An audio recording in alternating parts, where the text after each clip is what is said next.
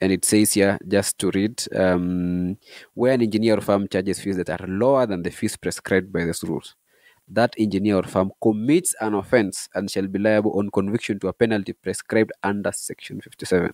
And the penalty says, hello and welcome back to another session of Hadisi the Engineers podcast. And we are proceeding on to talk about part two of the engineers rules, that is the engineer scale of fees. And yeah, with me is Bona producer. Okay, you can greet the audience. Yes, hello. I'm back again to finish what we'd started in episode, I think it was episode 9 when we were talking about the engineer's rules. So I think we just talked about part 1 to 3, which were just introducing to the preliminary of the rules. We talked about the standard professional engineering services, and then finally we finished off that episode with the additional professional services. So in that episode, I think we were just talking about what kind of services that the board recommends to be carried out, or what are defined as professional services and what are defined as the additional professional services, so that when you're rendering your services, you know how to categorize it. And now today what you're going to talk about is how do you charge for each of these services, because for the professional services there's a way you charge, then for the additional services there's a way you actually charge. So today is the episode whereby we talk about the actual money, the actual scale of fees. Yeah, great again, Anthony, that you have mentioned the services. So, important to note again that part of the ways in which the board recommends that the fees are determined, a number of items are taken into consideration, about 9 items. And one of them that I want to really point out is the project complexity and the level of risk and responsibility. So if you're working in a complex project and you have taken much time to actually learn how that project is supposed to be done, be able to deliver the work, then these rules takes into effect that, and therefore, in our ensuing discussion, be able to see how that is captured. Yeah, so I guess we'll start off with we've started off with the a scale of fees for the professional services, right? Yeah, I was just mentioning generally, not generally that one part of the things that considered when we're looking at the fees include such things as the project complexity and even the level of risk and responsibility, and not Okay. yeah, just that's a general statement. So you want to kick off the discussion to engage now into the weeds? Yeah, I think that you're good to go, knowing very well that of course we had that we had the we had come out, or we talked about the professional engineering services. So such stages as inception stage. When you're involved in inception stage, what are you supposed to do? If you're involved in the tender stage, what you're supposed to do, and your deliverables. So now, what is going to follow again in part 4 is we're going to see in this various sections, or how are we directed on what you're supposed to charge. Yeah, that is true. So yeah, that's the interesting part. How do you get your value? How do you derive your value, and how do you charge in a way that is fair to both you and the client, hopefully? Yes, so as Okelos mentioned, we will look into it. And again, just a recap, part of the items you're supposed to look into when you are determining the scale of fees includes project complexity, even the monetary value, the level of risk, the level of skills, expertise, experience, and expertise required. Just but to mention a few, we have a total number of about there's 9 items that yeah, you can get into the rules and be able to see exactly how that comes out. Well, just to ask you a question later, what do you understand when they talk about project complexity? Yeah, of course, project complexity is my thinking is just as the word is saying, project complexity, how complex the project is. For example, if you are working in an electronics project, you might be designing a simple component, but somebody who is working, for example, in a robotics project that requires a lot of interconnection of several components, the guy that works on the robotics project would be considered as part. I mean, the complexity of that project of the robotics item would be more than the one who does a simple project on electronics. I think that's generally my understanding. Again, if you would take this home, look at another example of, let's even say, a solar project. If you're doing a C&I project that is in the megawatt scale, that project can be considered to be more complex than one who is doing installation in, let's even say, even a 10 kilowatt or even a 50 kilowatt project. So the complexity also differs with even the project expectations. So to me, I think that not sure if that is quite clear or made sense. Okay, that's one way of looking at it. But if we look at the document, in one of the schedules, which we'll be getting to, but in the second schedule, the way that the board defines project complexity is kind of like they say simple projects where the designs are based on well established common practices and industry standards. Those are the simple projects, and complex projects are where the works call for application of new, unusual, or untried techniques and systems. So I guess the way the criteria for complexity in this particular case is more of if the project is well defined, if the processes are kind of like well defined. For instance, if you're building a building, these are the uh, processes that you have to undertake. Then that is kind of, I won't call, let's say they would call it a simple project, but a complex project is more along the lines of something that is untried. So you're kind of doing like experimentation, or you may have to do a number of tests to verify the processes that you have to go through. So that's just something I found interesting. But at least that's the definition of simple and complex. If you know if the processes have been predefined, that's a simple project. If the processes are untried or undefined, now that's a complex project. At least according to the second schedule in the engineer's rules. Yeah, of course. Again, if you look at it, um, might be, you see, now if you're working on a project that the you're working on it for the first time and you are trying out your okay, you know, the procedures have been defined, yes, but now you're trying it out from the person of the one who executes, that can be considered a kind of a project, a complex project in quotes. Is that, am I correct in that? So are you asking if you're trying something out for the first time, even if it's been previously been established? Yes, yes. You know, of course, let me just explain this. The baseline is you cannot claim to be experienced in a project that you have not undertaken yourself. Yeah. So if the project, if you're doing the project for the first time, it means that there's a lot of consultation, there's a lot of uh, going through documentations and trying things as they have been explained. But there's that, you have to do the interpretation as an engineer. So for me, I think the question is, what happens when the procedures or the documentations is already there, but you're now mixing parts, and there are certain gray areas that are not yet necessarily predefined much. But how am I going to explain this? So is it a mixture of like there are certain standards, there are certain processes which are established, but there are some which are you are trying out for the first time, something like that?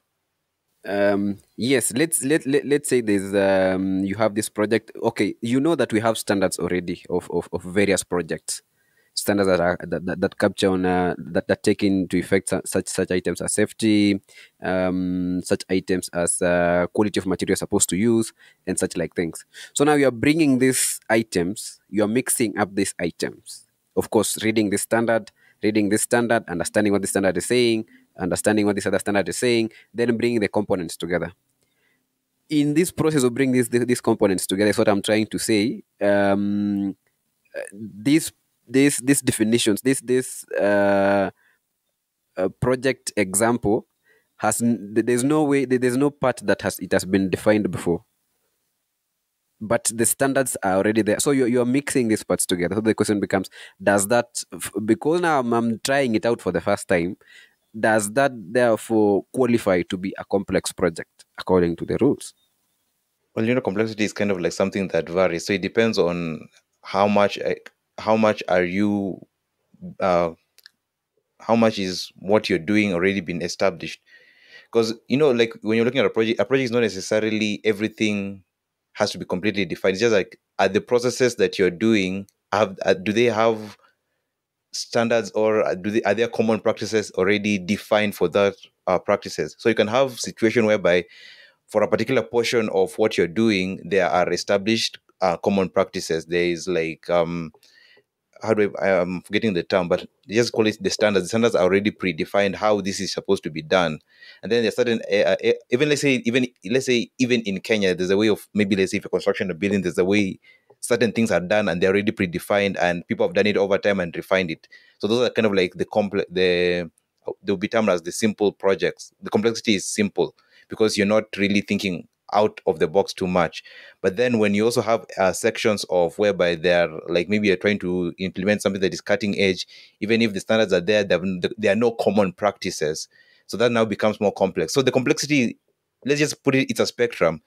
On the first spectrum, there's simple, and on the other side, there is the complex side. So it's you to determine the complexity between, let's say if it's between 0 and 1, if 0 is simple and 1 is the very complex, where do you lie? Because you can have a mixture of the two. So that's why now you as the engineer, you have to determine, you say these practices, they are industry standards, they are common practices that I can leverage on, and then you say I am good at this, and then this other side, I'm not so clear about it. So you can say now, because of that, I can put my project complexity to 0.7 and then charge accordingly. So it's just like it's defined the spectrum. So you're not just going to be like, this is a simple project, this is a complex project. No, so you find the in between based on what you know and what you don't know to determine how the complex will be how the project will be complex for you to execute.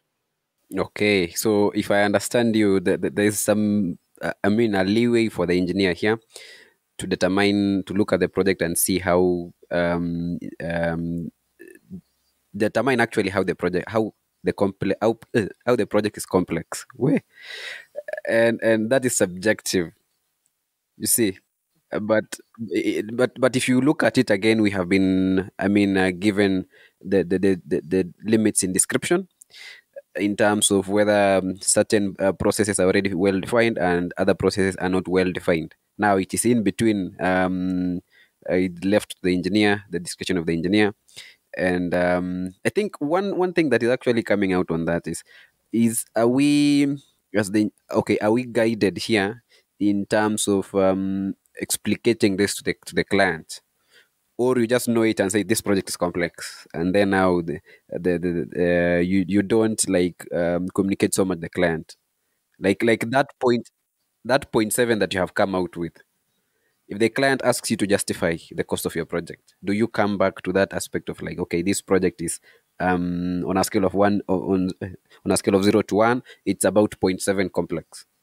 Yeah, I think you may have to, if the client asks, because that will be that's one of the points where you will be using to determine how much you're charging the client. So if he comes and asks you, maybe for a breakdown, you can explain it's costing this much because this project is complex. You explain which parts are complex and why you're charging more for that. So you should be able to justify why you're charging that particular amount. Great. That sounds to me like the engineer must be very well versed in the project, even what they're required to know to even identify that this aspect is complex, more complex than the other. I mean, that requires a great deal of detail. Anyway, we can proceed to the next item and then we can see how this plays out. Okay. For me, also something else that's supposed to, get that ties again on the aspect of identifying the project complexity is something to do with the experience and again the level of skill. Because there's some time back I had a conversation with a friend of mine, and it had something to do with um, you see, if you are more skilled and you're able to deliver the work in half the time that a less skilled um, engineer would do, then you have to know that and be able to identify how to cost that.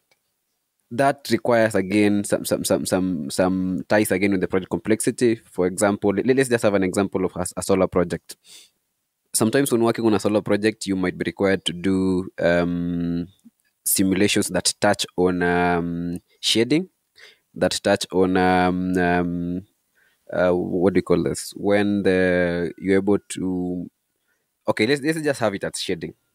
And sometimes you may find that the person requiring that shading bit as part of the requirement from the client, but the guy who is handling the project is unable to, does not either have the necessary skills to do that, or may not be able to use the software significantly. So you see now in that bit, the one that is able to do all this the project in its entirety is more skill, and that means a greater level of detail that should come in and be captured again in what we can argue project complexity. I'm not sure if I've made some point there. No, I think you have, because I mean the point.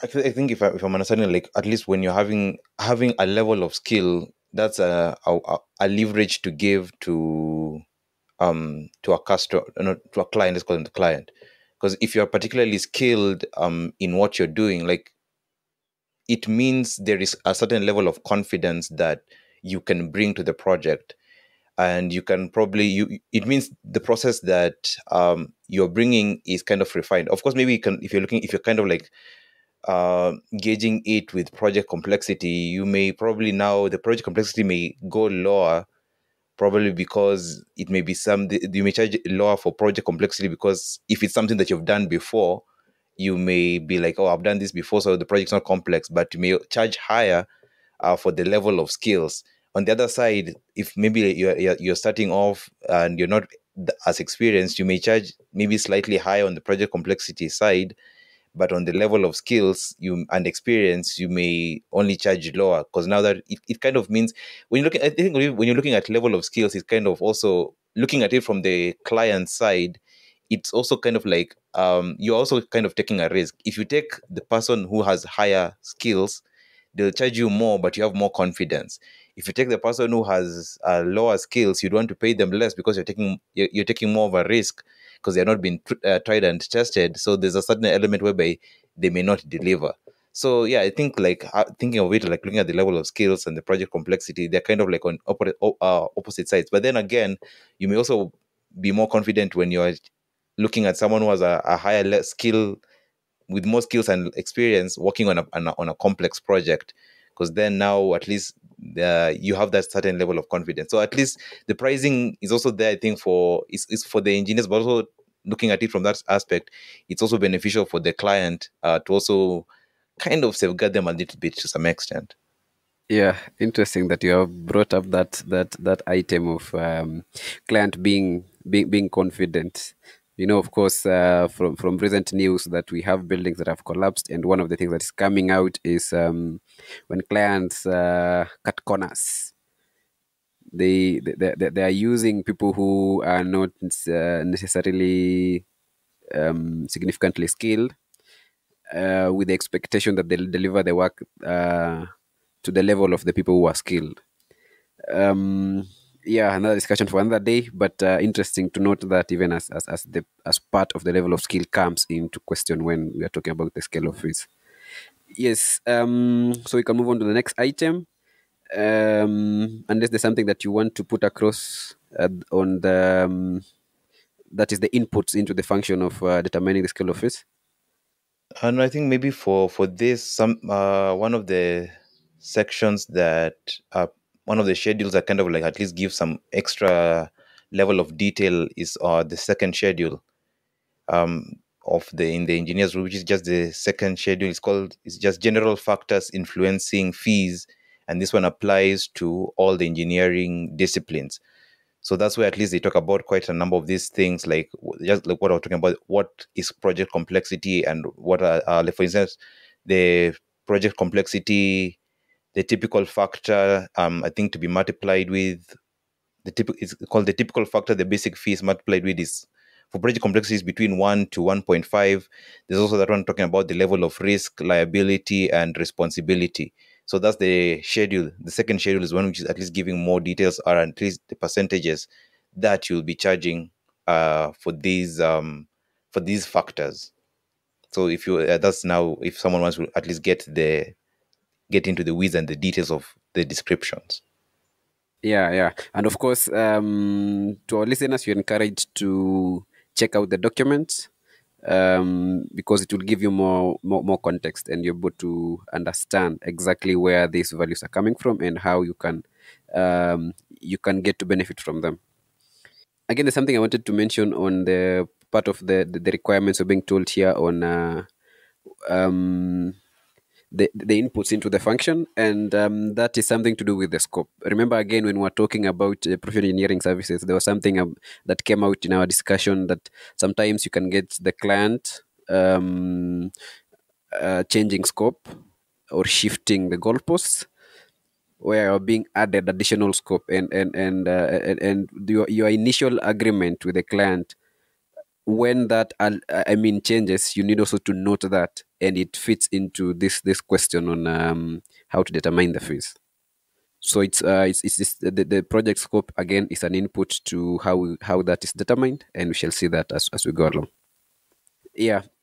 Proceeding on again, to just to put across that the rules also is very directive here, that in all cases, um, the agreement between the client and the engineer on the applicable fees should be signed prior to the engineer or firm rendering any services. So for the engineer, this is just to protect you, so that you don't do work and then the client just disappears on you. You don't give advice and then the client disappears on you. Yeah, I think that's a very key rule that everyone should at least any engineer should keep at heart, because I think it's very important. Like you have to at least finalize everything on the fees before doing any work, so to completely avoid any form of disappointment. Yeah, and just again to mention, I was reading some that is something on social media a few months ago, where we had a guy mention that, you see, one problem that we have in the sector is people engineers are just doing work based on word of mouth. And when we had problems with the project, that is the items of construction project, prices skyrocketing, people ended up being shortchanged, and it was a big problem, and trying again to solve that issue became cumbersome, for the reason that there were no records.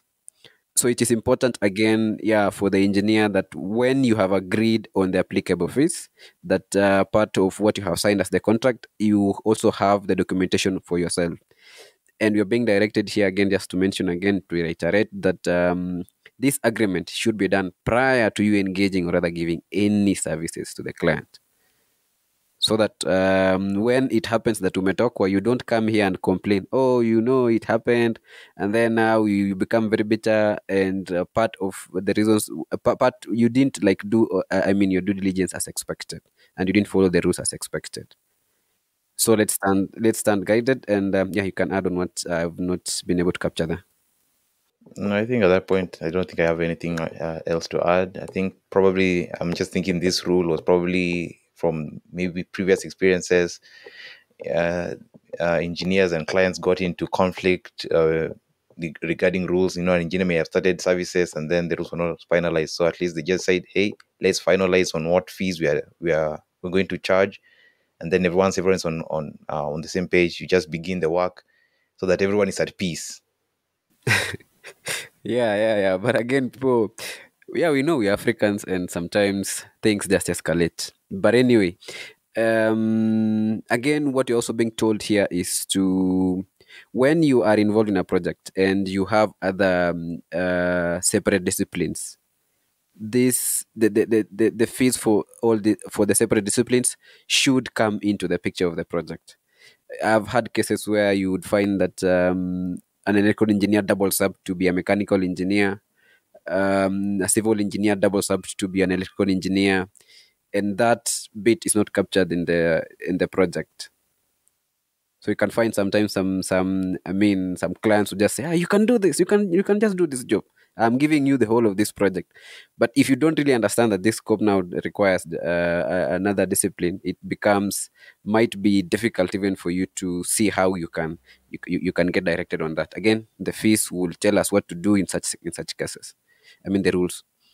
Yeah, well, you are looking at it from more of the cynical side. Me, the way I was looking at it was more of from the aspect of when you're dealing with like I think that one of the discussions I think we were talking about the last time was this aspect of having a lead engineer or whatever. Like for instance, if we're talking about it, let's just talk about a building is kind of like an interesting aspect. So if you know the different engineering disciplines that are required, you would then have to when you're creating your whatever your invoice for the client, you're guided that each discipline that you're going to require um should have its own scale of fees, or its own or a fee for each of those services. So it's just one of those things just to guide you. So if you're dealing with mechanical, structural, electrical, and civil engineers, all those four different disciplines, you will have a particular way of a particular fee for each of those services. So you won't just jumble it up as all engineers. No, you'll like at least line it and say this is how much we're charging for this particular engineering service. At least that's the approach that I was looking at it. Yeah, of course that is the correct approach. But I was just mentioning that you had cases where I was speaking to a tender engineer who was involved again in the inception stage, and okay, this was a project that was, I think, given on political grounds, and one of the challenges again was there was no budget for this other, like it was just jumbled up as all engineering services. There was no budget for a separate electrical engineering guy. There was no the budget was not separate for electrical engineering guy. It was not separate for a mechanical guy. This was a building that was being constructed. So in my conversation with this engineer, it came out that the people who are making this decision do not necessarily want to agree to the fact that several engineering services will be required here. And this engineer, because of the project pressure, ended up doing the work for a mechanical engineer. And and for me, I was looking at it from this point: how does such an engineer gain, or rather, what are the rules saying about such a scenario for the engineer, for the engineer in question? For me, So at that point, I think now that's where now you have to. It's one of those things where you have to agree with the client. Like if a client comes to you and says, "This is the work I want you to do," and and you look at the design and then you stipulate and say, "This is what I need. Maybe I need an electrical engineer, and then I also need a mechanical engineer," and that's your recommendation. And then they're like, "No, I want you to do everything," because then the question becomes, are you competent in doing everything? Because if you're talking to the client and they say they want someone who does everything, you can't really do everything, because engineering disciplines, they have some overlap, but then an electrical engineer cannot necessarily do everything that a mechanical engineer does. So for me, I'd say at that point, now probably the engineer is the one who may be probably if let's put it, if the scope of work was like you're going to do the electrical engineering work and you agreed to it and you signed a contract, then there the engineer has cooked his own goose. But if you just stipulate and you tell the client this is what I need and they say no, and you don't reach an agreement, then you will have to either if you say no, you just like this. I can't take this project because we have not reached an agreement because I will need the services of this other person, and these are the cost implications. And if you can't reach an agreement, then there's no point in getting into a contract. So I mean, cutting corners always has its costs, and when you cut corners, also you both you the client and you yourself as the engineer would end up probably losing. So for me, I'd say the engineer. I don't know the full circumstances, but if the engineer felt like it was too much work or the scope was not properly defined beforehand, then maybe now going forward in other projects, they will be more advised to, or at least they'll have the necessary knowledge to negotiate a much better contract. Okay, okay.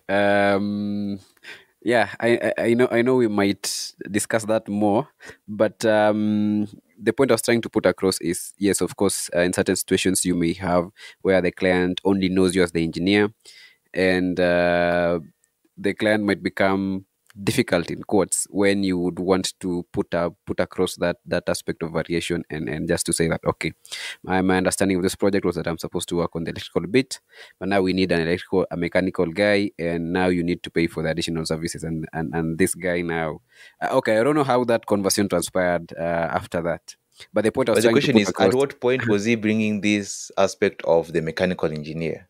Had the project already kicked off? Now, realize again that I mentioned this project was given on political grounds, and and when this project was given, it was just lumped up and said, okay, this project can be done. Let's even say by contractor X, and when this contractor picked up this job, you procure, let's say, the services of Anthony, who's an electrical engineer. You use Anthony to be able to work out, because the scope of works in that, I think in that case, was something to do with, was a simple mechanical design that did not necessarily require so much level of skill. Okay, so for me, I think the problem here would be I think the problem was from the get go, in as to how the project was started. Because if it was given on political grounds, that means probably the inception stage was not done properly. Yes, Because that's so if correct. that stage is not proper, because like as we just talked about right now, the very first thing you're supposed to do, you're supposed to agree on everything. You discuss the scope, the design, and everything that you're going to do, and you say this is, like, if you're coming to the client saying these are the different stages of people that I'm going to require. So if you start off the work, like if you're given like in political grounds, so that would be a case whereby why the engineer's rules are necessary. You see, because if he had followed the engineer's rules, he would be protected. He would be able to do everything and not get in. But now, if you've gotten in and you've already agreed to this, now all you're doing is you'll be firefighting all through, because you're not really protected by the structure of the rules, and it may also be difficult to actually implement them.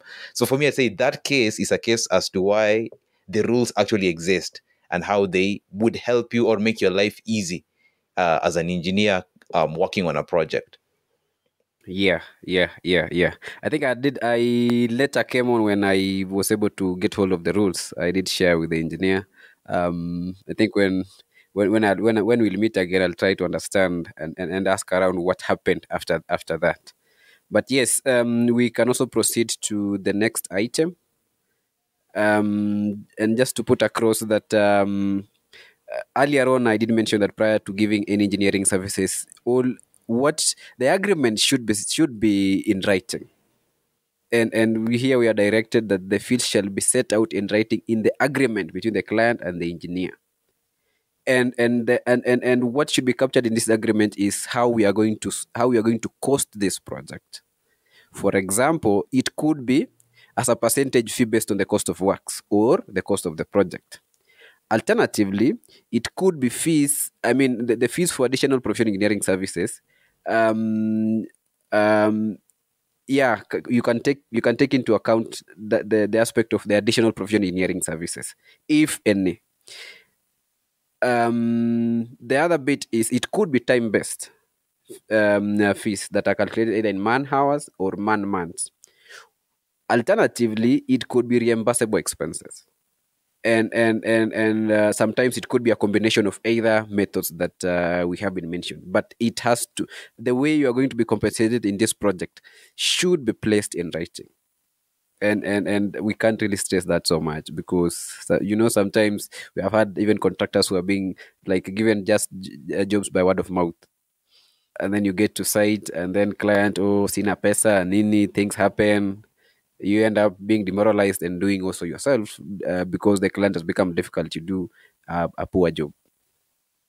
The aspect of in writing is very important, at least also in cases whereby there are disputes. At least when you have something in writing, it's easier to corroborate your story, and at least to ask for whatever if there's a breach somewhere. So that part of writing is very, very, very key. And to my favorite direction, where the scope is uncertain, again I repeat, where the scope is uncertain, you charge based on time and reimbursable expenses. That is very, very, very clear. And people should be able to understand that. If the scope is uncertain, so I come 1 hour, this is the match. I come, like I'm not able to get to site. So long as I am working on your project, that should be charged based on time. Because sometimes you may find that the client decides to charge you on like a flat rate on a certain figure that is not even stipulated in the rules. And when you don't have these various ways of knowing how you can even engage the client, it becomes difficult for you to put up your case. Okay, so anything else, anything that you may want to put across before we move on to the next section? No, I think so far, yeah, the rules are clear. I don't think I have anything I want to add. Okay, something that I think also might be interesting to put out is in cases where the client has had ways that okay, the client has worked in various projects and has had ways that are working for them and has formed part of the way they work. And when you look at that process, it makes technical or engineering sense. Then you're being directed here that the costs will be based on the cost of works or the cost of the project, and that therefore defines when you're supposed to use fees based on time, and when you're supposed to use the fees based on the cost of projects. But in writing, it has to take either of the forms that you have mentioned, either percentage of the works, time based or reimbursable expenses, and again capturing an aspect of additional profit engineering services, if any. So yes, so I think you're pretty well covered in the way we are getting into the rules, and yes, so we can proceed on to the next section. Um, Something to do with the minimum fees for standard professional engineering services. Um, Again, according to the rules, we are being told here that the engineer shall be paid in accordance with one or a combination of the modes of remuneration provided for, as we had mentioned previously, taking again into account the various stages or parts of the project. Remember that you can be involved in one aspect of the project, probably in the initiation stage or in the inception stage or in the detailed design stage or even in the tender closeout stage. So the various aspects of the project have to also come into play. Of course, again, just to encourage our listeners, you can get hold of these rules. You can go to the EBK website and be able to download it and read through. Of course, what follows from here is more of a descriptive explanation of how you're supposed to work out that. And yeah, you can easily go through it and read and be able to see that you are guided effectively. Now, payment based that are based on the cost of works. Of course, the items that the function that we have already put across on what is used to determine the cost of works, such items as including project complexity and even the level of experience and skills required. We shall also see that as we are being directed in the schedules on how to apply that. But these rules indicate that the fee paid to the engineer or firm shall be an amount equal to the product of the total cost or the cost of the project. And yes, of course, Mr. Okello, if there's something that you have seen that you might want to put out, of course, here you're being directed to use the second schedule. The first schedule or the second schedule? The second schedule. Payment based on cost of works, you use the second schedule. And yeah, we can just rush into the second schedule and look at what being told. Because I'm also seeing, well, the second schedule was a difference. Because the second schedule is about the general factors, but then the first schedule is when you're talking about the cost of works. Unless we are having, because now at least in the first schedule is where now we have that, like, depending on the cost of works. For instance, if you have like cost works that cost up to 20, I think that's 20 million, you can charge 10% of the cost of works up to 2 million. So those are like the breakdowns on if you're going to go if you're going to go with just if the decision one you want to charge the client based on cost of works, and at least for the first schedule it applies to all engineering disciplines, because later on we will see the when they're breaking it down, because there are certain structures which are like mainly kind of like based on which engineering field or which engineering discipline is kind of like the main. But for the cost of works is the first schedule. Then the second schedule is like what you had talked about, just kind of like the general factors. Um, they are, I guess, they're both kind of. I guess now the second schedule is now giving more of the breakdown of how you're going to charge each percentage, because I think like the first schedule is just basically giving the general overview. Like for instance, the first schedule is told up to 200. You can charge up to if the project is up to 20 million, you can charge up to 2 million. And then probably I think the second schedule is now the one which is talking about how do you charge that up to 2 million by breaking it down into the different sections that we talked about. I don't know. I think Yeah. I just wanted to put across that yeah, this directive captures of course the first schedule and also the second schedule, and as you have explained, yeah, it has said here actually that the percentage determined from the scale of fees that are the ones that they are the ones that have been put out in the second schedule. So how do you justify your 2 million? You just don't tell the client, okay, now it was supposed to be 2 million because the rule said so, but it's 2 million because yeah of 1 2 3. I mean, you can substantiate the project complexity, etc, etc. Yeah, and I think that quite addresses the point that we had. So we can move on to the next item, which is what is the minimum fees for the engineering project? But before we go, I think there's something interesting that I was seeing in the document, whereby, like for instance, like when you're talking about the payment when it's based on the cost of works, it's kind of like you do not include the fee. This it does not apply to supervision. So I think if I remember correctly, we had talked about supervision was kind of like an additional engineering service. Yeah, exactly, makes sense actually, because now the cost of works is actually dependent on the services that you render in delivering the project, not necessarily supervising the project.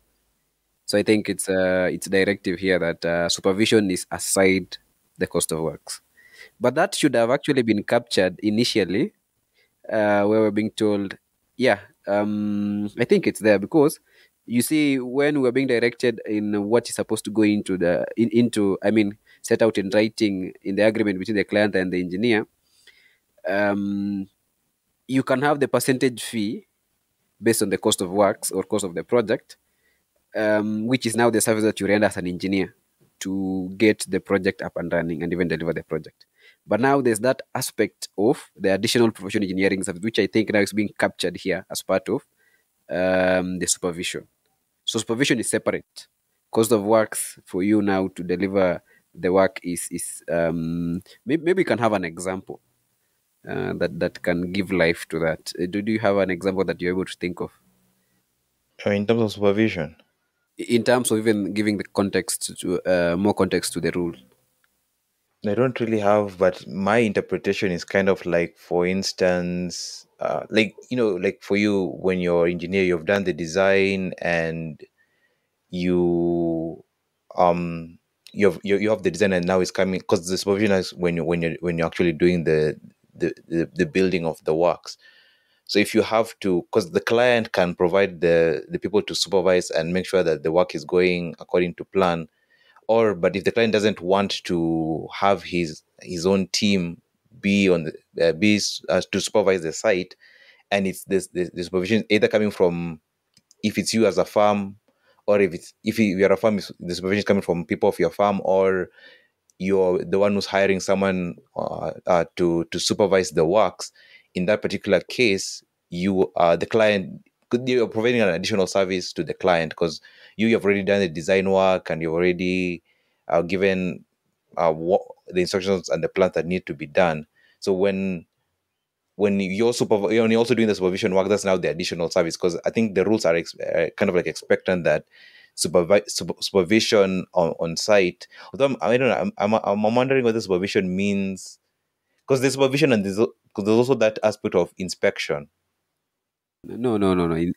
In No, I'm saying those are two different things, right? Like I'm just trying to like separate, like when, like you, for instance, for you as an engineer, making the site at least regular site visit, even if it's once a week, that's a separate thing, right? yes. Yeah. So yeah. So now like if the now if the work I think like in the supervision, if the client wants you now to have someone on site, I guess 24/7. Now that's where that becomes an active that becomes an additional service that you can charge based off of the scale of fees, or I think one of the schedules should be for additional provisional services. So that's how I understand it.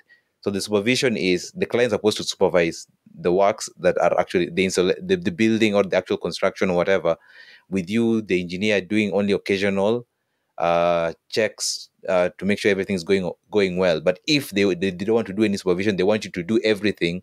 Now, when your supervision is under your docket, that's when now you charge for the additional services. You charge it as its own separate thing. It's not part of the cost of work. It's not part of your agreement. It's an additional service which is charged in its own way. So that's my interpretation. Ah, clear. And I think would just get a more experienced engineer to give life to this and give us more examples on that. Yeah. So we can transition again into the prescription on what is determined as minimum fees for engineering projects, the fees that you cannot go below. And of course, the rules again stipulate that in this case, all the project costing shall be based on, I mean, the costing of the project shall be based on the nature and the scope of projects. And the minimum fee that you're supposed to pay shall not include costs related to the reporting stage. I think that is quite there's a gray area there, but you're being again directed that the minimum fee that you're supposed to charge shall not include. You can charge for other services, but not including the minimum that you can go doesn't should not go below a certain value. But again, the reporting stage is lifted out of this question.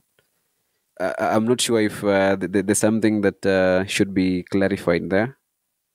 I mean, you're saying your issue with I think it's the reporting for the stage. yeah, like how are you going to lift out the reporting stage? Like if I've done a project for you, I don't do the interpretation. I don't, like, for example, give out yeah, actually it's just a report to explain or rather give recommend next steps. And I think that features into the report stage, or is it or what do you understand about it? I think like when you're talking about minimum fees are up to, like when you're talking about the minimum fees you can charge, it's not including the reporting stage, because the reporting stage is it has its own section. So when we're talking about the minimum fee that you can charge, all sections up to the reporting stage is what is what are considered I mean, come. of this. That's the scope of what should be covered by the minimum engineering by the minimum fees for an engineering project. Okay. And then now the reporting stage, now at least now that's not covered. Of course, you'll still have to be paid for that, but it is not covered under the engineering as a minimum fee for an engineering project. I guess I don't know. It's kind of like that. They're just looking at the active work, so the work that is actually being done as the bare minimum. So if you do work below that, then uh, you'll be going against the rules. If you charge below a particular like from I guess from the inception up to be up until before the reporting stage, there should be like at least there's a particular fee that is required to be charged. Then so whatever you charge for the reporting is not really calculated in this minimum fee for a project. So that's how I understand it. Okay, well, it's still gray. I mean, I'm looking at it from what we call hali halisi, like what is on the ground. Let's imagine that Mr. Okello here has been given a project by, let's say, client X, and you are involved in the inception stage. I think that reporting, okay, probably we can try and understand what reporting is about, because the way I'm looking at it is, you see, if you give me something to, if you give me if let's say a client comes to me and asks me to like do, for example, a simple simulation. Let's even say a simple simulation on power flow. You see, there's that output of that simulation that I'm supposed to give. Does that form part of the reporting stage? That is where now, like, I'm having it's bit. I'm saying it's gray, because the I have done the simulation, but now there's that advising, or actually substantiating what I have done. Is what I'm trying to understand, whether it forms part of what we call the minimum services, the minimum engineering, minimum fees for the engineering services, whether it gets into part of that, or I lift out I don't give this report, which is, are you getting what I'm saying? But you see, the reporting stage is kind of like there's a different way of charging for the reporting fee for the report section. It's not that you not get paid for the report, it's just that you'll charge differently for the report. Yeah, like here we're just saying like if let's say if you're being audited as an engineering firm and they want to see are you undercutting other engineering firms, or like are you like providing a rate that is below market value. When they're doing that kind of analysis, they will look at all what they will be interested in is like what is the fee you are charging for all the stages up until the reporting stage. So that's what they're interested in. So that's what they'll be looking at in terms of the minimum fees. But when you're talking about now the reporting is now, I think, like they're saying, um, reporting shall be reimbursed on a time basis in accordance with Rule 23 sub 7. So at least the reporting stage is covered under a particular rule. But this particular rule, which is talking about the minimum fees, there's just that scope of what is the scope of work that they are interested in and how you're charging. So that's, I think, the way it is, like there's the main work that you've done, and then there is the reporting section. Like maybe a crude way of putting it is like if you remember in uni when you're doing a lab report, you can say the minimum fee is like you doing the lab report up until you've done all the works that you're doing up to the lab to connecting the whatever components, getting data and all that. That's now like the minimum that that's the minimum aspect of it. Then the reporting aspect, when you're writing the report, that's a different kind of like stream which is charged in a different way. So the main work is actually done in when you're actually doing the experiment, and that is now what is considered the minimum fee.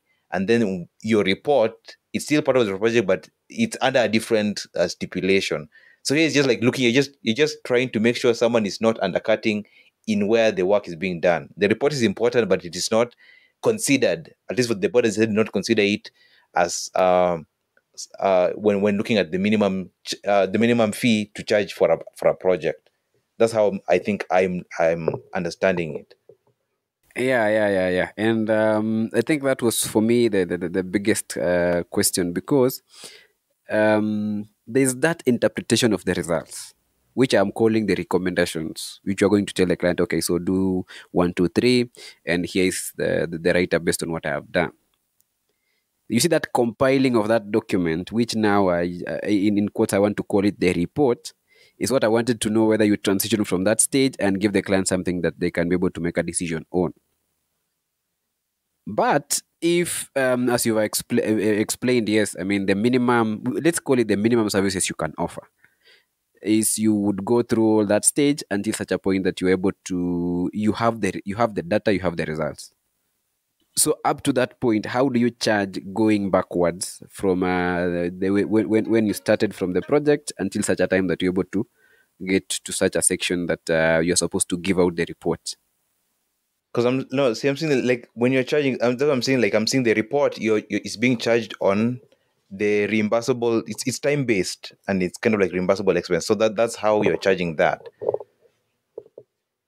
So that's kind of like the stipulation for how to charge. So I think like there's a specific way, or there are specific fees of how you're going to charge for the reporting stage. Okay. So that's what I'm saying. Like it's divided. Like there's the main engineering project part. That one you agree with the client how it's done. That's now where you get you're told the minimum that you have to like at least make sure you're within you're or above the limit of the minimum. But for the reporting stage, it has its own kind of like criteria of how it's being charged, which is now that time based reimbursable. So that's why at least they're kind of like separated. Okay. So client. Okay. Anyway, that's not a good example. But yeah, we can proceed to the next item then. Yeah. So I think the other conditions are quite self-explanatory. We're being directed on what percentage to charge according to the schedule, etc. etc. Okay. So there's one here that I think it's worth mentioning. That is relating to building projects where the building units are based on one design, for which one set of drawings and specifications can be reused without alteration or with only minor modification. The fees shall reduce in accordance with the fourth schedule. Again, we will see that when we get to the fourth schedule. I mean, we can just mention it, like, Okay. because the fourth schedule, I think, as I was looking at it, it's basically what happens is for the first unit is like the factor. I think for the first unit you charge it at 100%, but then the factor keeps on reducing. Like after the first unit, the next 4 units you will charge the next 4 units. The first unit is at 1, the factor is 1. The next 4 units is 0.6. Then the next 5 units, I guess, after the first 5 is like 0.35. Then the next 15 units is 0.30. And then after that, your rate will now become 0.25 per unit. I think that's how many units? That's 15, 20, after 25 units. So when you're anything above 25 units, it's kind of like you charge it at 0.25%. So this is like mostly just for when you're dealing with repetitive work or duplication of works. So I'm guessing like if you're like building an estate or something, and you're just using one single blueprint, so that determines how you'll charge for, depending on the number of units, how they will the rates will change. Yeah, I think that is quite clear. So the next item would I think talk about would be something to do with professional fees and engineering disciplines. And I think we would first of all get to know what the engineering discipline is. And of course, that again has been put across in the 21st schedule, where we talk about whether it's mechanical, it is electrical, it is Civil, civil. agricultural. Yeah. So those are the disciplines that at least are recognized. And I think that is quite explanatory. We might not necessarily need to get into the details of it. Yes. Oh yeah, I think this is where we're also talking about, because I think we're talking about these professional fees under engineering disciplines. I think this is where now at least the schedules become kind of a bit more discipline specific, because for instance, like when you're looking at, if we're looking just for example, even the let's take the like something like the sixth schedule, they give like the typical percentages in projects that are predominantly structural engineering in nature, and in this particular case is where the structural engineer is the lead.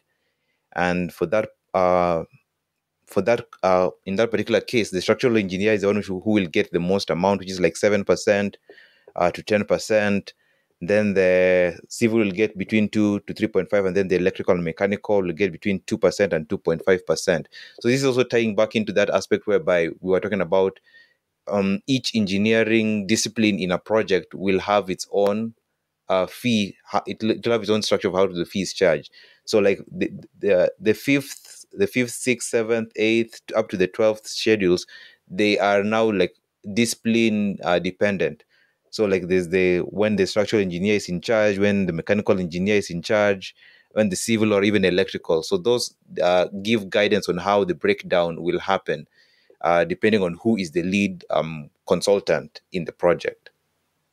Of course, again, to mention that, yeah, what you're seeing there is that the highest amount that you can charge in being display specific at that point is between 7 and, yeah, 10%. So, yes, to now the aspects where some of us have been involved in, and that is where you are offering services partially.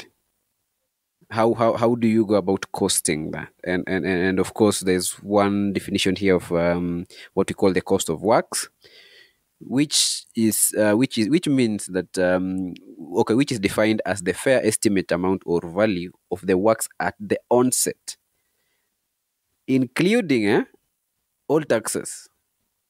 That is including VAT and all applicable taxes. This is very important because sometimes people can decide to say, okay, minus VAT or without VAT. So you include that component of the taxes.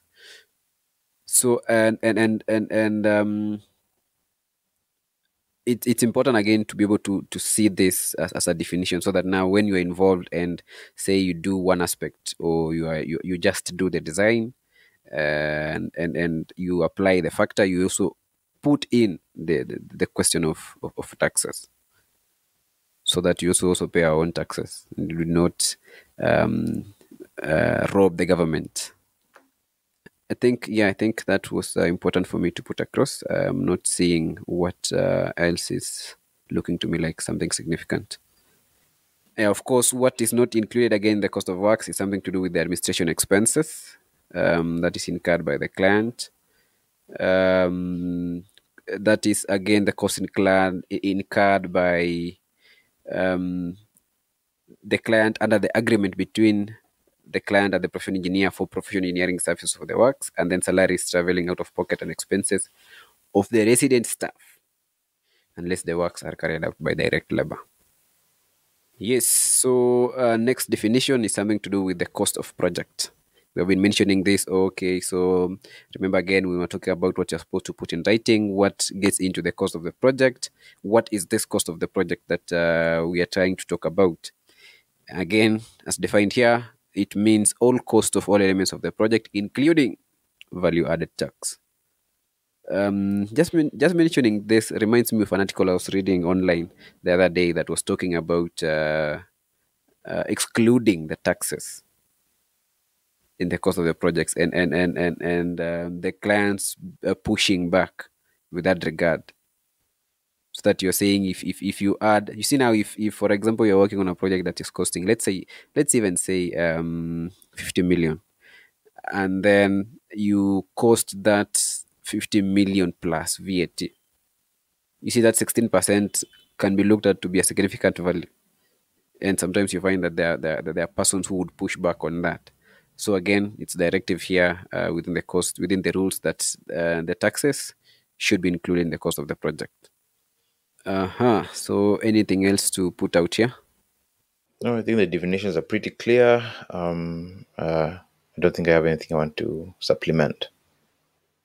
So there's a directive here again on something that we were we were struggling with before, and it says that where the professional engineer is required to conduct supervision during implementation of the project, the fees charged shall be time based. You remember where, I mean, the example you are giving where you're supposed to go like once in a week, and then there's a guy who, I think actually this supervision has something to do with um, either you being a resident engineer or you directing the project, or even that coming in once in a while to be able to see that things are being done correctly can also form part of the supervision, and it will be time based. I think we might need to get some data on this. At least the last time I checked, there was a discussion on NCA going to site to actually look at the recommendations of the project, whether they are being done in accordance with the rules, and we might want to see how that ties in with what the rules, I mean, the engineer's rules is directing us. And now, yes, so we move on to the time-based fees. What do we include? What do we include in this? I mean, what we call a time-based fees. Now, all fees charged by the professional engineer, and the allowances for that is the overhead charges incurred by the professional engineer as part of normal business operations, um, cost of all technical staff, and payments to administrative, secretarial, and support staff, and also other costs incurred by the business in general, and not on a specific project only. Is there anything you might want to put across here on time-based fees?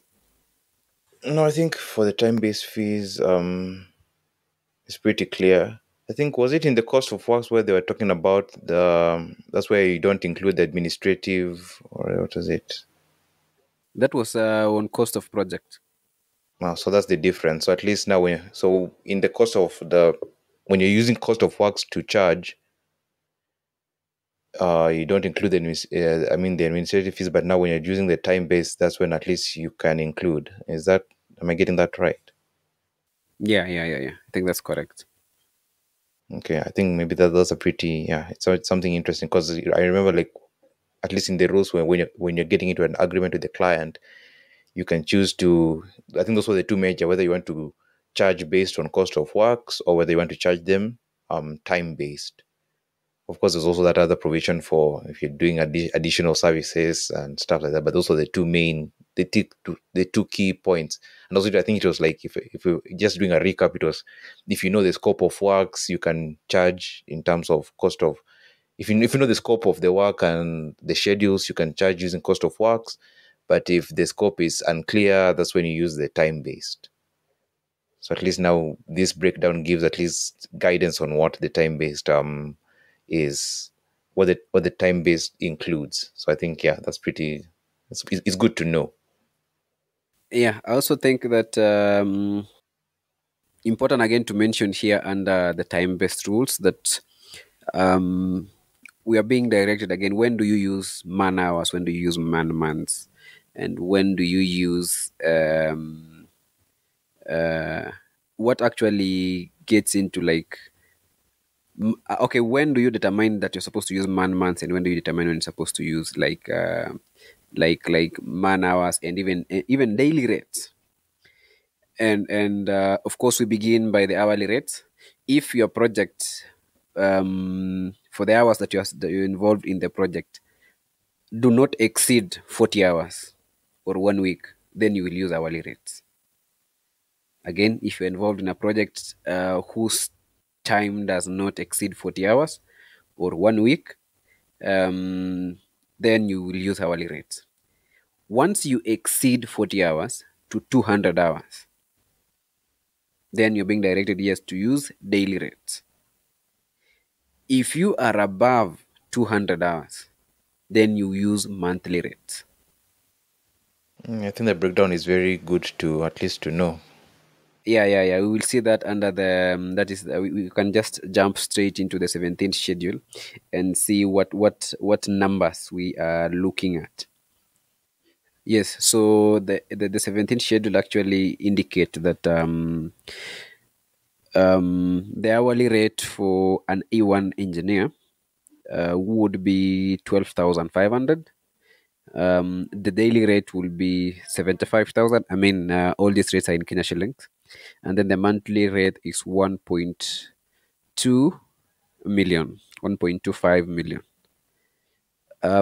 For an E5 engineer, that would be 4,500 hourly, 27,000 daily, and 450,000 monthly.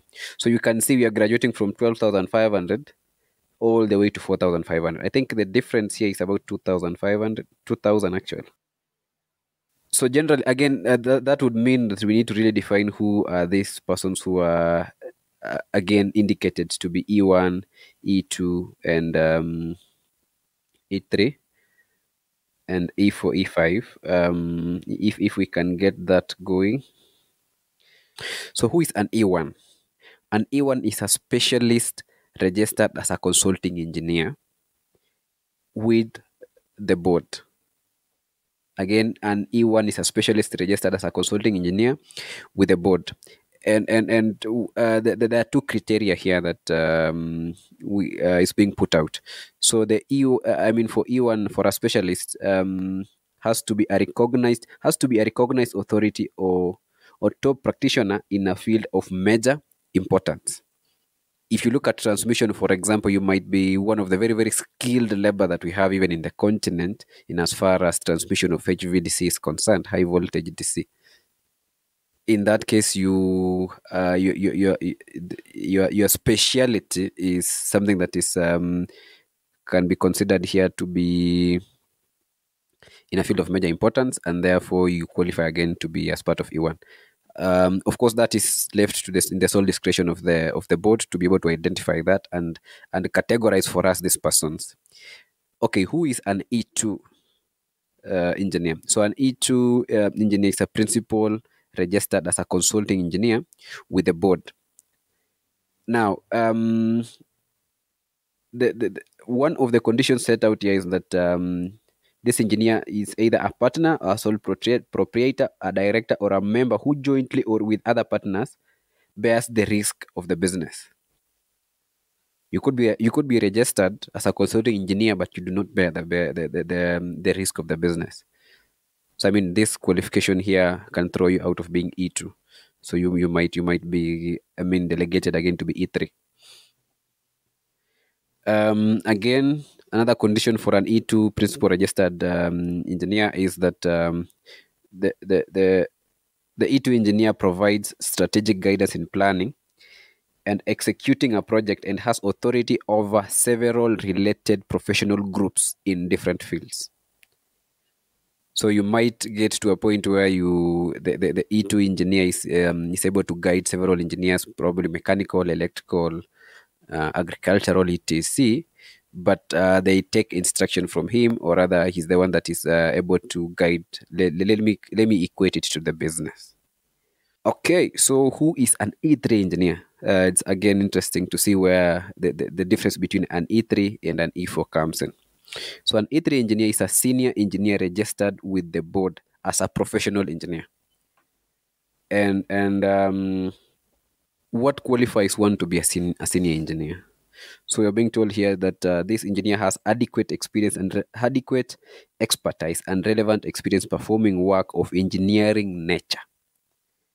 And you're being told here that this person should have at least 5 years as a registered professional engineer. So you register as a professional engineer, you have to clock 5 years before now you can even imagine that you can be a senior registered engineer. Again, the board will be able to determine that and guide us accordingly. The other criteria is that this engineer who has had 5 years has successfully managed large projects and responsible for a large site team, has demonstrated that they can successfully manage a team. Team management, very important. Now we move on to the second last category, which is an E4 engineer. That's the engineer registered with the board as a professional engineer. So the moment you register with the board, you become a professional engineer, you are regarded as an E2, and your rates will therefore be 7,500. 7,500 an hour. And this engineer now, according to the board, has demonstrated that they are able to take responsibility for project work with limited or minimal supervision, as demonstrated that they have been responsible for varied engineering assignments of limited scope. Remember the question of scope when we were talking about the fees. This is now where it now graduates into the different pricings of limited scope and completely and complexity, including project managers or resident engineers of a small project or responsible for a section in a larger project. Remember the interconnection that I talked to you about, even giving my silly example of the electronics project. Yeah, so this is now where the categorization comes in, and of course, an E5 engineer who is supposed to charge 4,500 an hour is a graduate engineer, registered with the board as a graduate engineer, just fresh from campus. So this is now how the time-based fees come into play. So if you are charging right now 1,500, you can now see where you can now see the distance you're supposed to travel, in to be able to catch up with what the board is recommending. So now when you negotiate next time for your compensation, you know, okay, my rate is 1,000. My rate right now is 1,500. Now I need to improve on that and see what the board is recommending to be 4,500 and how I even substantiate that. Then that has been one of the objective of us even discussing these rules. And it might be interesting if we could hear from our audiences at least what clarity this has given them, and how it has benefited them. But of course, yeah, that is aside. Of course, is there something that you might want to put across, Monokelo, that I've not mentioned?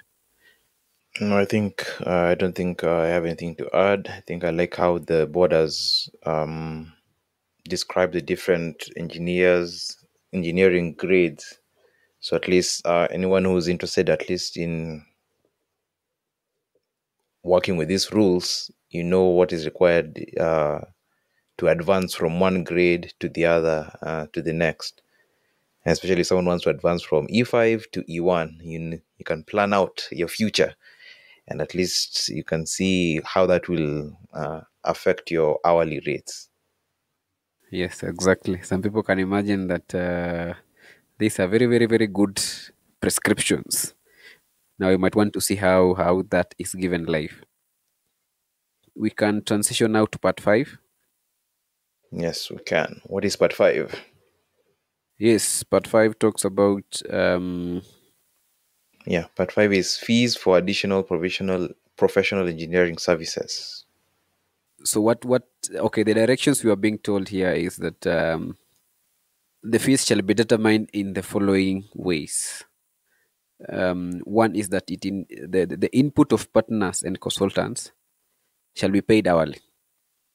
Again, the inputs of partners and consultants shall be paid hourly. I mean, that is just directive and straight. If I'm coming to just tell you this project of yours is not working right and this is the problem, hourly rate. Next item is that the time spent by partners, consultant, technical, and supporting in traveling in connection with addition to professional engineering services shall be paid as provided, as part of the time of the hourly rate.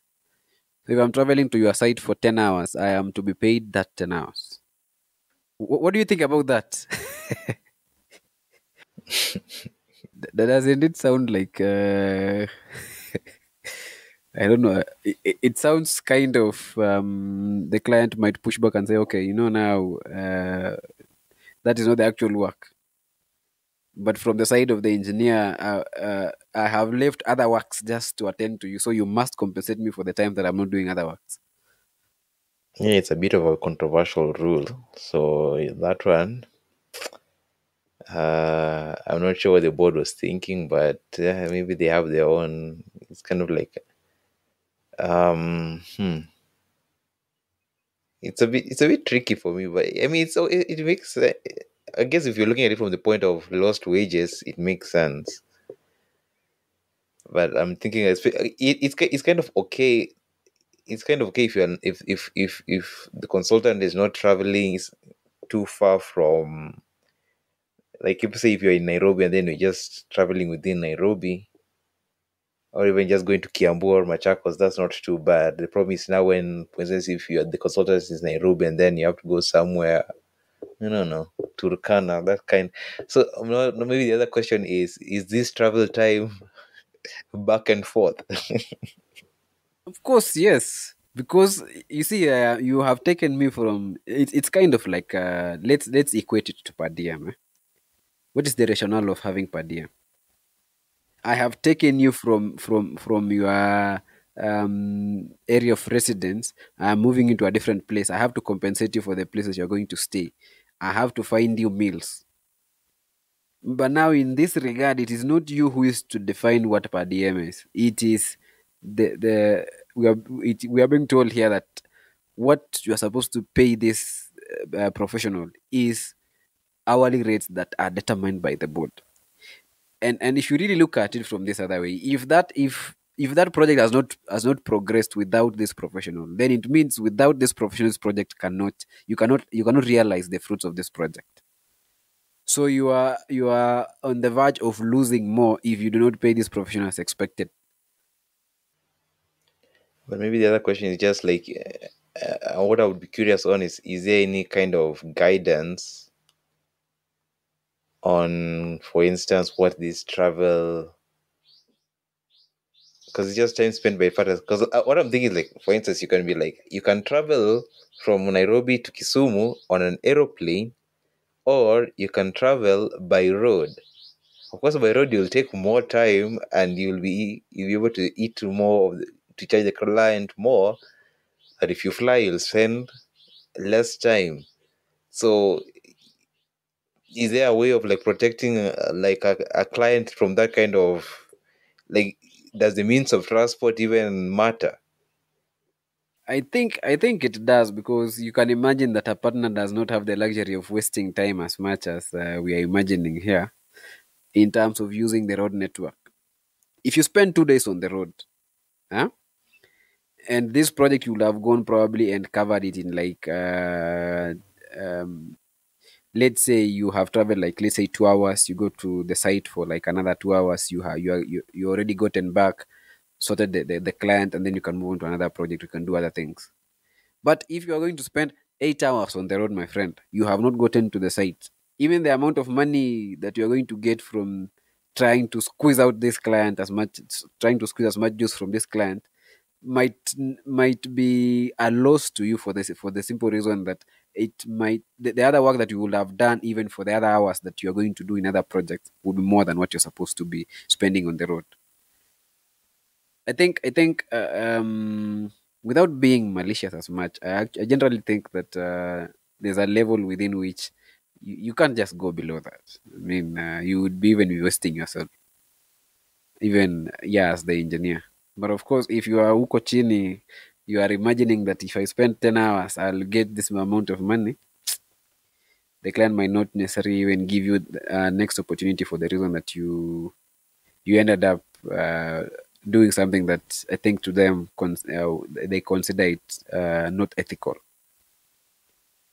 But anyway, we would I think this aspect of other additional professional engineering services, we might really need somebody who is probably a consulting engineer, or one who has had that significant experience in this matters, to be able to even guide us on this, and just even for our audience to bring some form of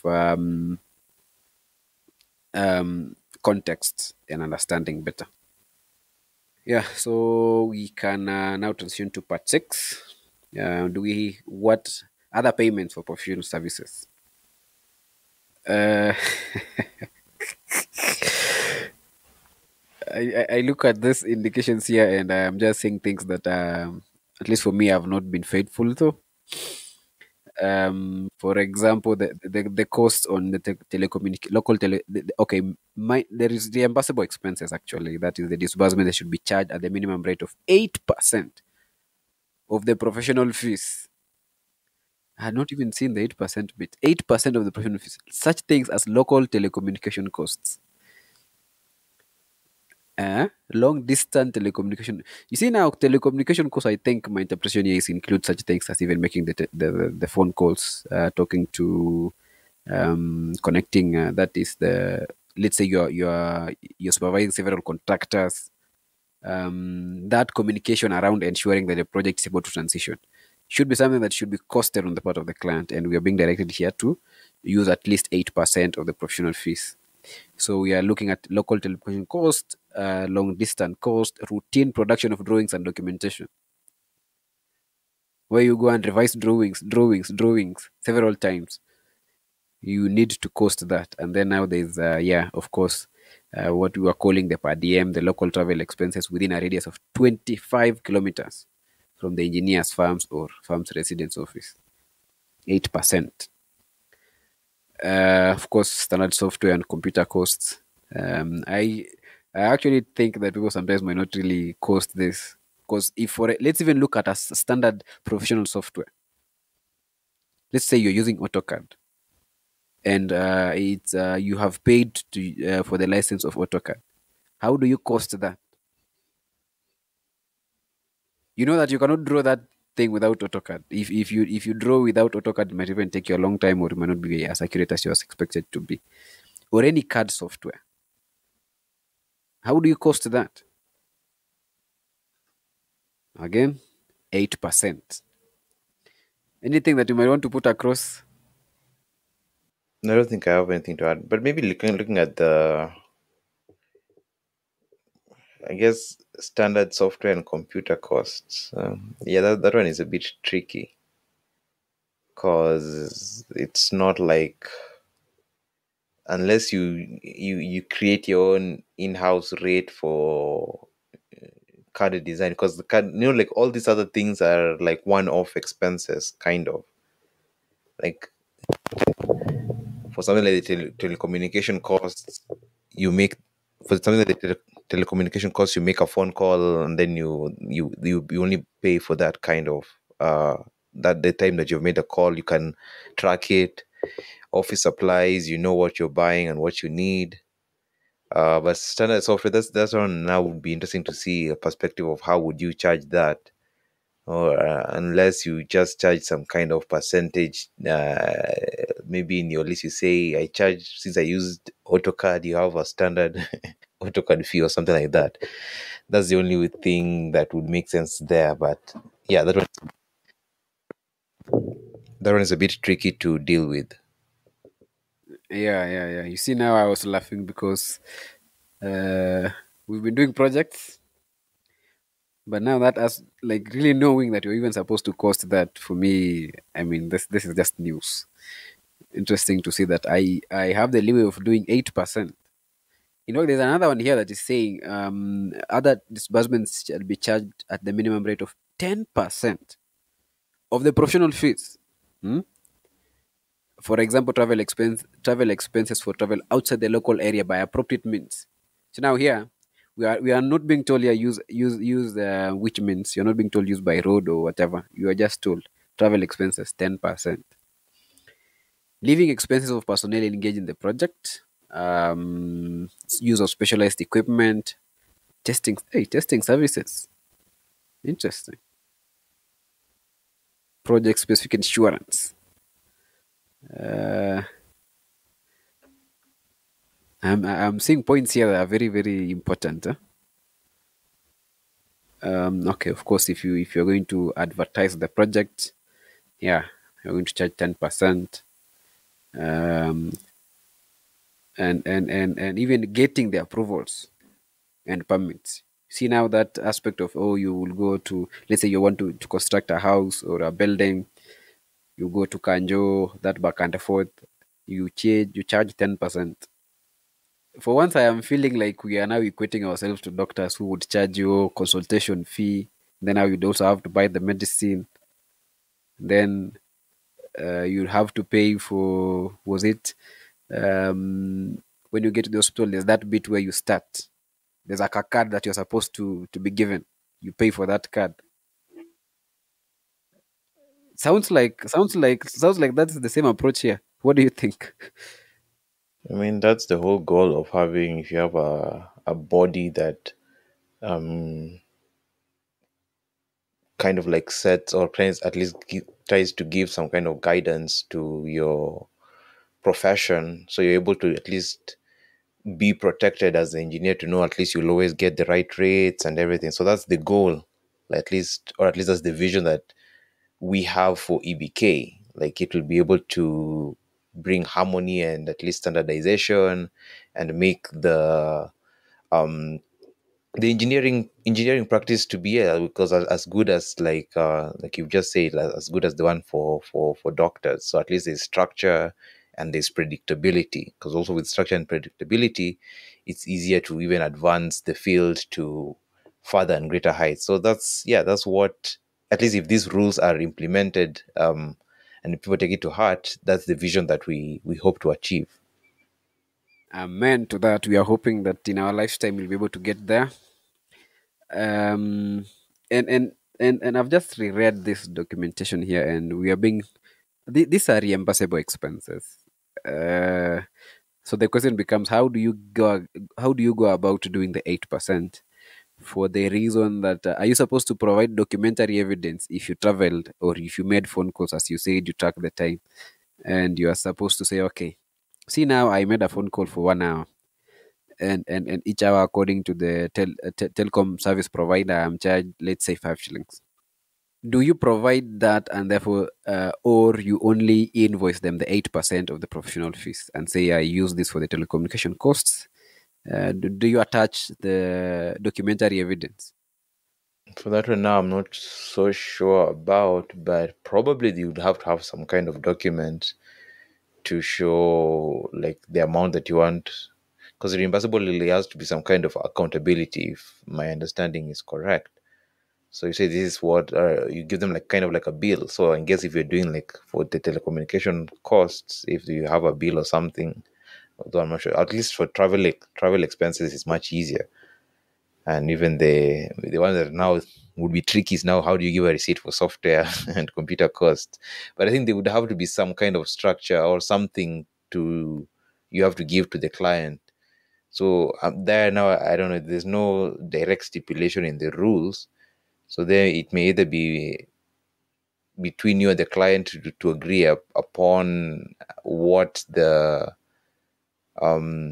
going to look like, uh, for you to be reimbursed. But that one I'm not so sure about, and I haven't seen anything that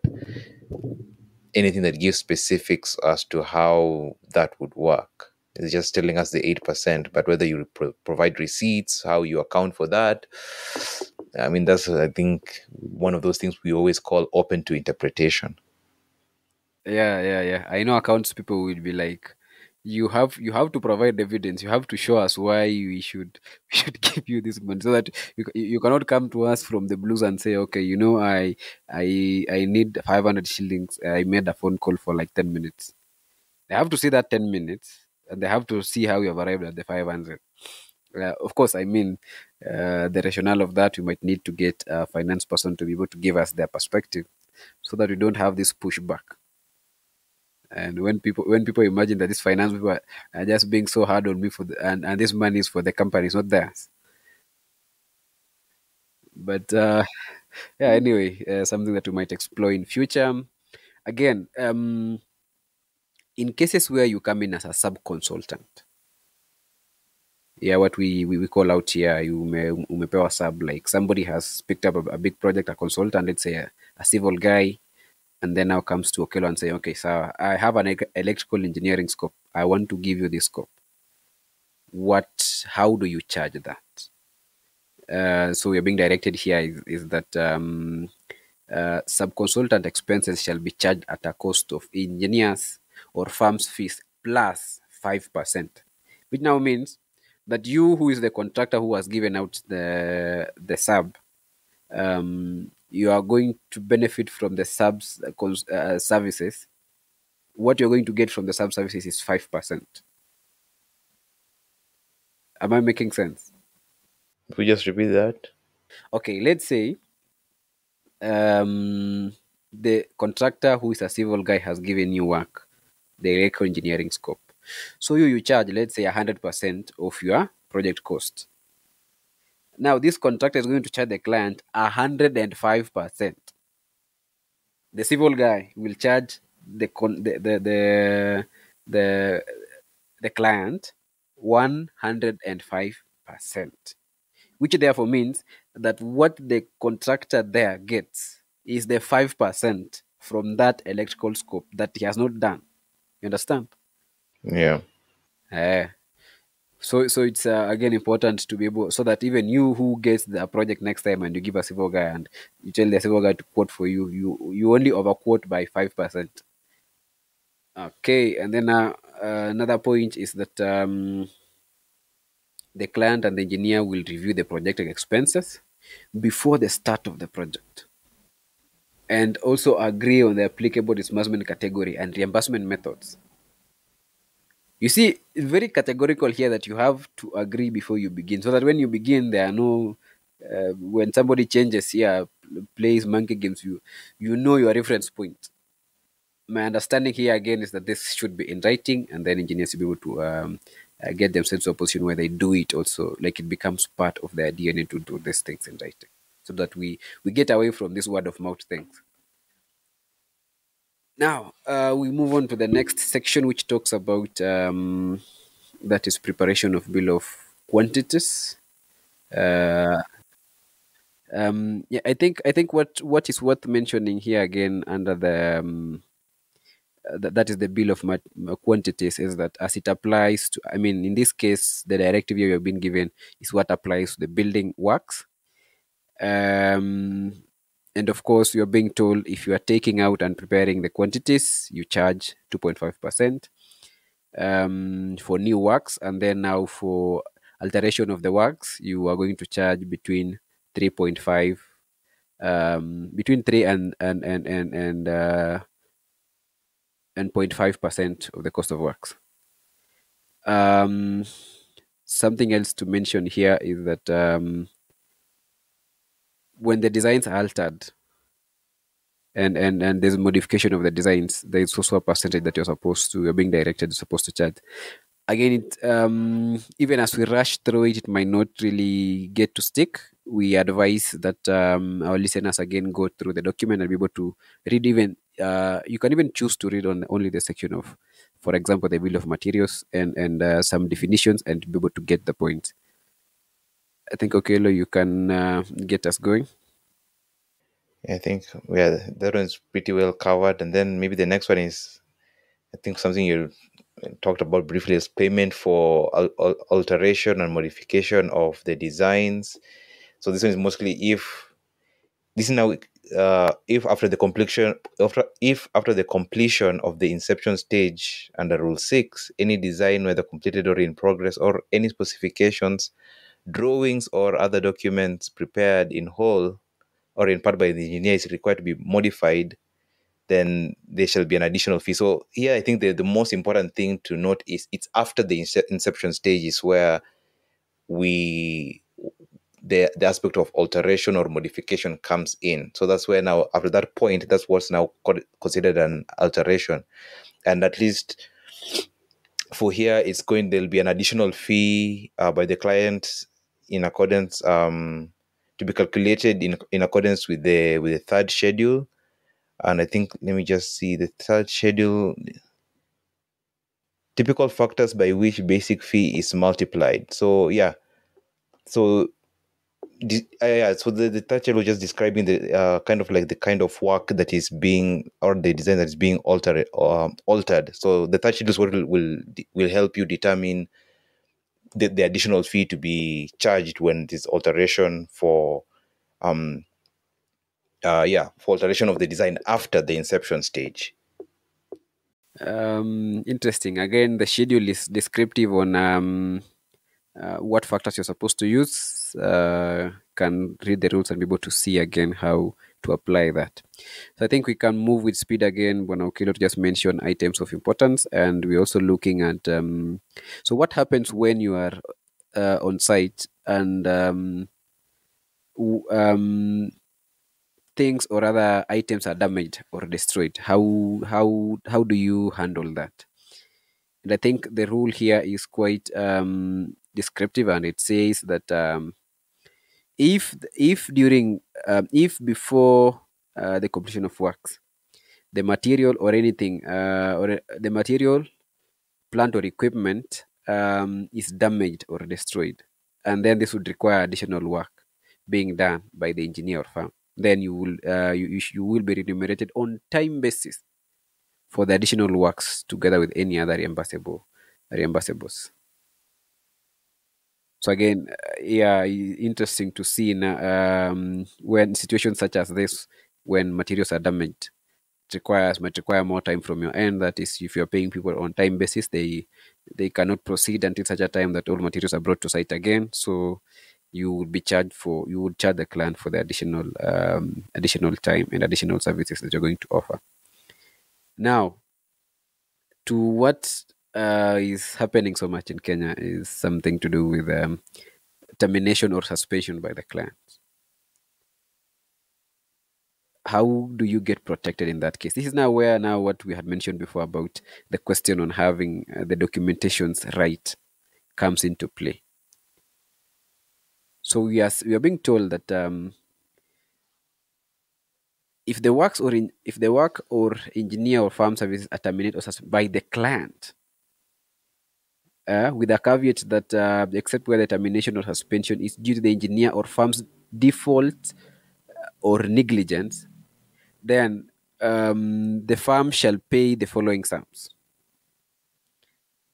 One is the sum deducible shall be paid the following sums. Yes, sum deducible from the stage of professional services completed at the time of termination. So if you have gotten to, let's say, the design stage, and the client decides to discontinue your services, you will be paid up to such a point that up to that point that you have been able to deliver your services, and then a disruption charge equal to 1/6 of the difference between the sum, which would have been payable to the engineer based on the nature of works, whichever may be applicable. Underlying factor here is the 1/6% of the difference. So if you are to be paid, let's say 50 million, and then the point you are is you have been paid, let's say 11 million, you would have to be paid the 11 million at that stage, and then now you minus 50 from 11. I mean, minus 11 from 50, and then do a 1/6 of the difference, and then you also pay that amount. Anything else, Okelo? Although I'm seeing for that, for the 1/6, the interesting part is they're saying that applies if the professional services have advanced beyond the preliminary stage. Yes, So yes, yes. that's like Mhm. you've already done the inception, you've done the preliminary, and then now you're either from detailed tender, contract, or any of those stages. So Yeah, interesting, interesting. Again, the board was had a lot of wisdom to be able to foresee the circumstances, because you can imagine that you have done work and then the client ghosts you, and how do you even get yourself out of such a situation? I think the others are quite explanatory. Um, Again, going with the stages of the project. So, for example, if the works are suspended or postponed after the tenders have been called, how do you go about that? For the inception stage, preliminary stage, detailed design stage, and tender stage, the fees shall be computed on the lowest acceptable tender. Again, provided that if no acceptable tender is received, then the fees shall be computed on the estimate made by the engineer or firm at the date of calling for tenders. So again, we are covered there. If you get into a position where the project is not proceeding, you have to be paid for the services that you did offer. I think from where I sit, Okelo, we have pretty much covered much. Again, we can't really exhaust all the items, or rather the rules indicated here. And I think what we can mention here is in situations where the engineer is going against the rules, what are we directed to do here as far as the rules are concerned? Under that is part 7 under miscellaneous provisions. You are committing an offense if you are charging below the prescriptions that you are being given by the board. And it says here, just to read, where an engineer or firm charges fees that are lower than the fees prescribed by these rules, that engineer or firm commits an offense and shall be liable on conviction to a penalty prescribed under Section 57. And the penalty says that you would be liable to imprisonment, or pay a fine of not less than 500,000, or imprisonment for, I think, 2 years. Um, Interesting to see again how the board will be able to cut back on this so that we have some sanity within the profession. So, what happens when disputes arise? Of course, if there's a dispute, the person who is having a problem shall write to the board within 14 days of the dispute arising and accompany it by any relevant documentation, and then be able to again notify the other party within 7 days of the application. So the board will be able to hear and consider and determine the application within 21 days of the notification. Provided again that the board, in making the determination, shall hear the parties in person or through representatives, may request additional information from any of the parties relating the dispute. Now the board shall communicate its determination in writing and may either affirm the fee in dispute. The fees in dispute are the fees are payable for the engineer, or set aside the fees in dispute and substitute thereof fees that, in its opinion, are reasonable and just in the circumstances. So we might find that if the engineer charged lower, they might end up scaling up the fees, or if the engineer overcharged, they might end up scaling it down again in the wisdom of the board. So if you are not happy with the determination of the board, you are free to proceed to the courts. And I think with that, we have come to match significantly to the end of what we wanted to capture.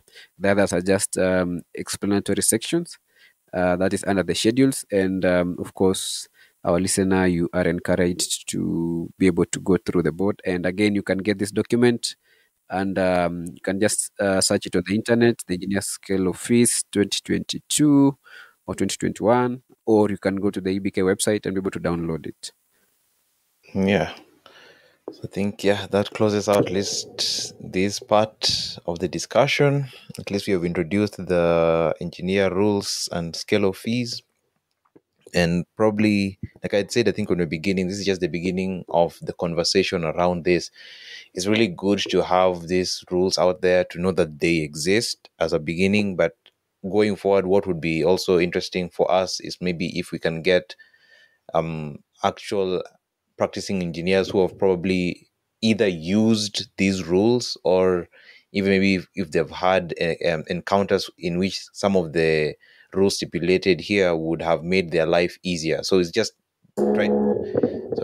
it's just trying to get more context to the rules, so because there are certain areas where we were not so sure about, and it would be nice to be sure about, so that at least if these rules are going to be implemented, we are all playing within the scope of the rules.